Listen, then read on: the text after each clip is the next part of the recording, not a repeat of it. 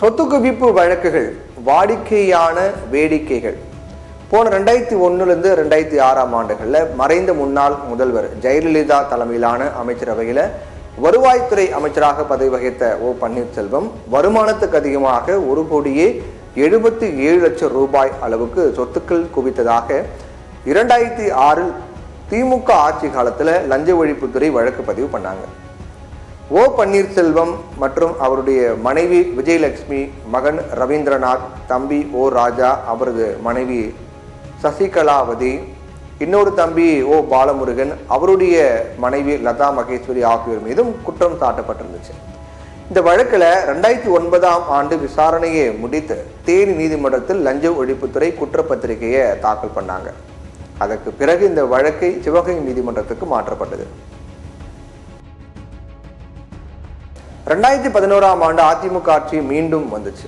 அப்போ ஓபிஎஸ்க்கு எதிரான சொத்து குவிப்பு வழக்கு திரும்ப பெற அனுமதி கோரி லஞ்ச ஒழிப்புத்துறை மனு தாக்கல் செய்யப்பட்டது. சிவகங்கை நீதிமன்றத்தில் விசாரணையில் இருந்த இந்த வழக்கில் குற்றச்சாட்டுகளுக்கு ஆதாரங்கள் இல்லை அப்படின்னு சொல்லி இந்த வழக்கை திரும்ப பெற அனுமதி கோரி லஞ்ச ஒழிப்புத்துறை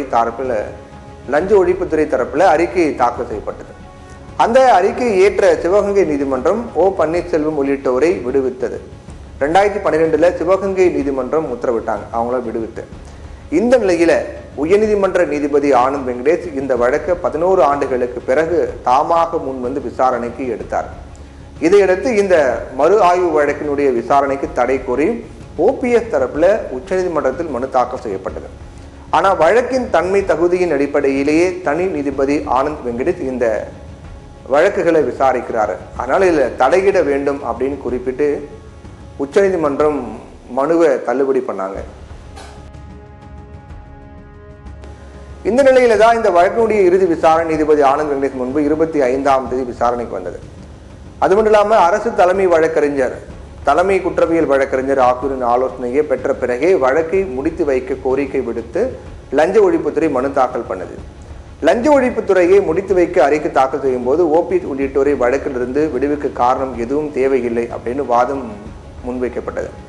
இதைத் தொடர்ந்து ஓபிஎஸ் தரப்பில் வழக்கை நீண்ட நாட்களுக்கு தள்ளி வைக்க வேண்டும் அப்படின்னு கோரிக்கை வைக்கப்பட்டது. இதனால கோபமடைந்த நீதிபதி ஆனந்த் வெங்கடேஷ் ஏன் நீண்ட காலத்திற்கு தள்ளி வைக்கணும் அப்படின்னு கேள்வி எழுப்பினார். அது மட்டும் இல்லாம மக்களவை தேர்தலுக்கு பிறகு விசாரிக்கணும் அப்படின்னு கேட்கிறீர்களா? தேர்தல் நடத்தை விதிகள் நீதிமன்ற விசாரணைக்கு பொருந்தாது என்பது உங்களுக்கு தெரியாதா அப்படின்னு காட்டமா கேள்வி எழுப்பிவிட்டு இந்த வழக்கு விசாரணையை ஏப்ரல் 8 தள்ளி வச்சு நீதிபதி உத்தரவிட்டார். பொதுவாகவே மடியில கனம் இல்லை அப்படின்னா வழியில பயம் எதற்கு அப்படின்னு சொல்லுவாங்க. யாரா இருந்தாலும் வழக்கு அப்படின்னு வந்துட்டா அதை சந்தித்தே ஆகணும். குற்றமற்றவர் அப்படிங்கிறத நிரூபித்தே ஆகணும். பொது வாழ்க்கையில இருப்பவர்கள் நிச்சயமாக சந்தேகத்திற்கு அப்பாற்பட்டவராக இருக்கணும். சட்டத்தின் சந்து பொந்துகளில் நுழைந்து வாதிட்டாலும் மக்கள் உண்மையை புரிந்து கொள்வார்கள். சொத்து குவிப்பு வழக்க சந்திக்காத அமைச்சர்களே இல்லை அப்படிங்கிறதா நம்முடைய தமிழ்நாட்டின் வாடிக்கையாக மாறிச்சு அப்படிங்கிறதா பெருந்தலைவர் காமராஜர் போன்றவர்கள் இப்போது இல்லையே அப்படிங்கிற வருத்தம் தான் நமக்கு ஏற்படுது. இழப்புகளை சந்தித்தது தமிழ்நாடு தான் அப்படிங்கிறது தான் உண்மையா இருக்கு.